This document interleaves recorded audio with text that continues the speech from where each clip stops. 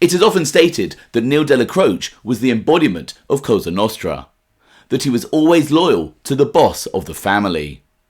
However, his actions throughout his career suggest otherwise. Let's check it out.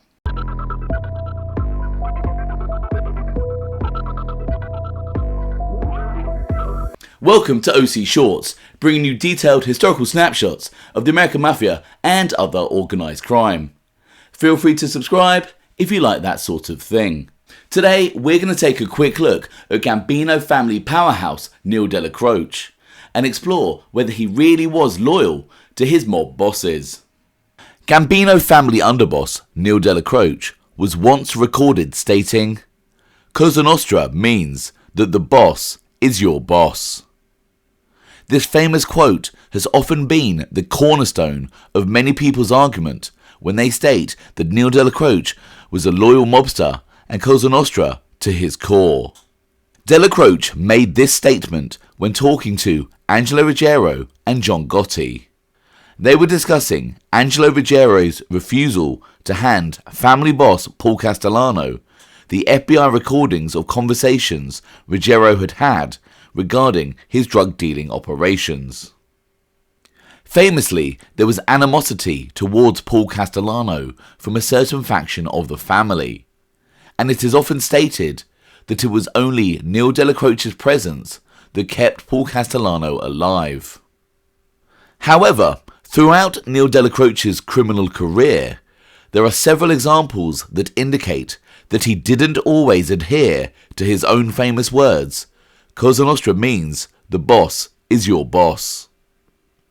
After the assassination of Albert Anastasia in 1957, Carlo Gambino was elevated to the position of boss on a provisional basis, as shown in the following FBI file, containing a transcript of a conversation from Buffalo boss Stefano Magaddino. Magaddino: "We appointed him provisionally, and then, later, the Borgata made him. Carlo Gambino was made by the Borgata, not by the Commission." "But you appointed him provisionally?" Magaddino: "Because there was a pupo sambato. Therefore, the first thing I did was to push Carlo Gambino, who was already the consigliere of the Borgata." However, Carlo Gambino's position as boss was not secure. He faced a rebellion from a faction of the family, which contained Anastasia captains Johnny Roberts Robalotto and Armand Tommy Rava, along with soldier Aniello Dellacroce. History indicates that Johnny Roberts switched sides to the Gambino faction and was allegedly killed by Tommy Rava and Dellacroce in 1958, as per the following FBI file. In regard to the death of Johnny Roberts, a former capo di Cina in the Anastasia family of Cosa Nostra, informant related that it is his opinion he was killed by Tommy Rava and Neil Dellacroce. Roberts was killed as he was leaning towards Carlo Gambino in Gambino's efforts to take over the Anastasia family, and inasmuch as Rava and Dellacroce were opposed to Gambino, they killed Roberts. Informant advised the death of Roberts is still a discussion in other families. And then, in either late 1958 or early 1959, Armand Tommy Rava was murdered in Florida. His body was never discovered. Neil Dellacroce, looking out for himself, fell into line and joined the Gambino faction, ending the opposition against Don Carlo. As one FBI file states, informant noted that Dellacroce had been able to get himself reinstated with the Gambino contingent, who had taken over the Anastasia family. However, Neil Dellacroce's rebellion against Carlo Gambino is often overlooked when people quote Dellacroce's famous line, "The boss is your boss." In February 1970, at a hearing for the Joint Legislative Committee on Crime, General Counsel Edward J. McLaughlin quizzed Gambino family underboss Neil Dellacroce on an alleged plot to replace Carlo Gambino as boss of the family in the mid to late 1960s. the New York Times reported the following. Dellacroce, a shadowy figure with business interests here and in the South, was described as seeking Gambino's position for himself, while telling other underworld leaders that he wanted it for Joseph N. Gallo, who is listed by the FBI as a capodicina or captain in the Gambino family. General Counsel McLaughlin then added, "When you visited Trafficante in Tampa last year, wasn't it to cut Marcello out of vending machines?"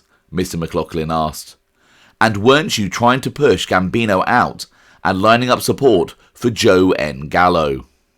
Trafficante, of course, being powerful Tampa boss Santo Trafficante Jr., and Marcello being powerful New Orleans boss Carlos Marcello. Interestingly, those two heavyweight bosses are believed to have had a close relationship. It was also said that Dellacroce went before the commission seeking the removal of Gambino.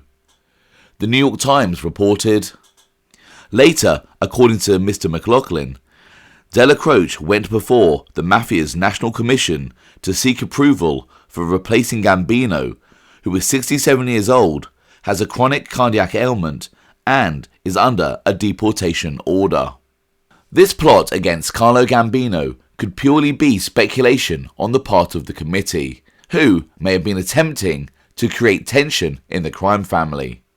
However, only a few years earlier, we know that Dellacroce had rebelled against Gambino in the late 1950s.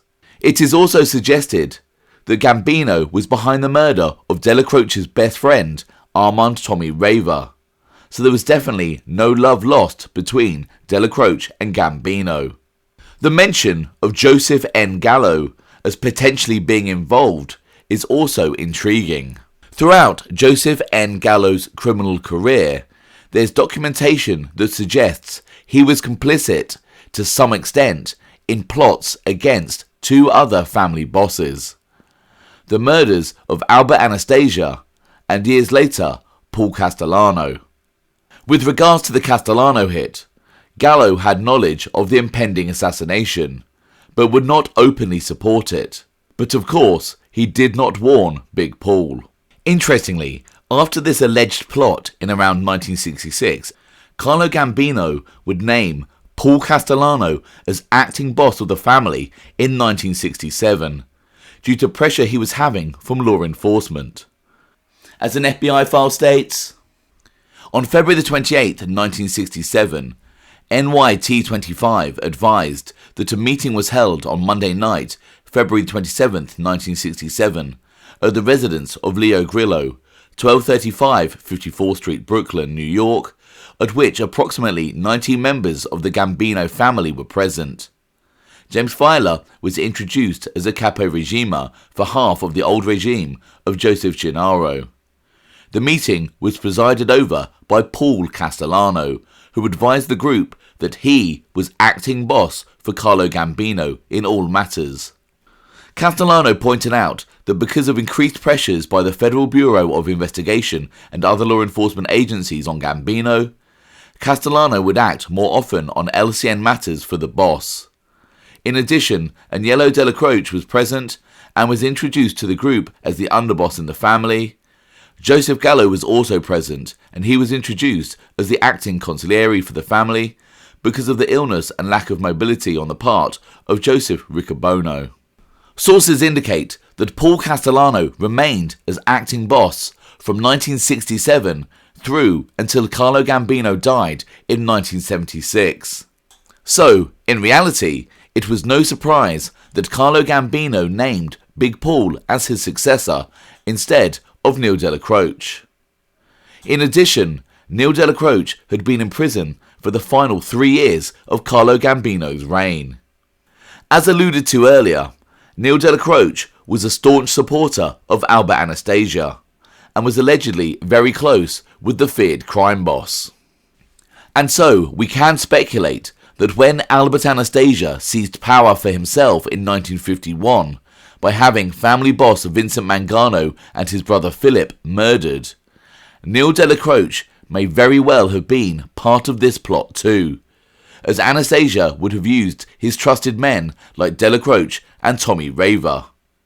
Although this is just speculation. But, again, if Neil Dellacroce was part of this conspiracy, then it shows that he didn't always believe that the boss is your boss. Finally, back to Neil Dellacroce's conversation with Angelo Ruggiero and John Gotti. Let's have a listen to the recording. I'm going to tell you something. If you two never bother with me again in the rest of my life, I ain't giving them taste up. I can't.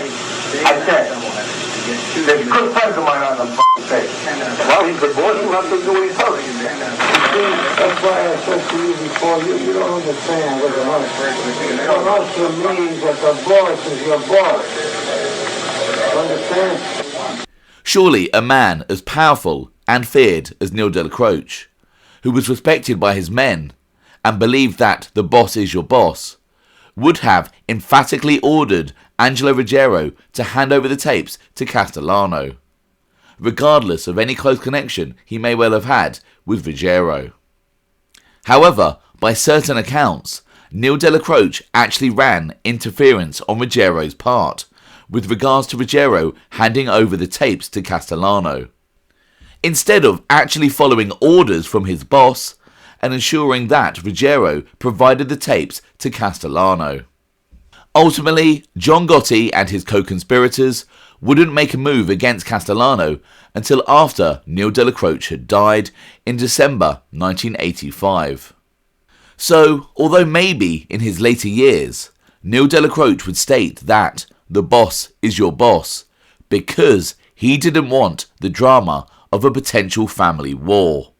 However, as demonstrated throughout his career, Neil Dellacroce wasn't always as loyal to the boss of the family as people often believe. I hope you found that interesting. Thanks for watching.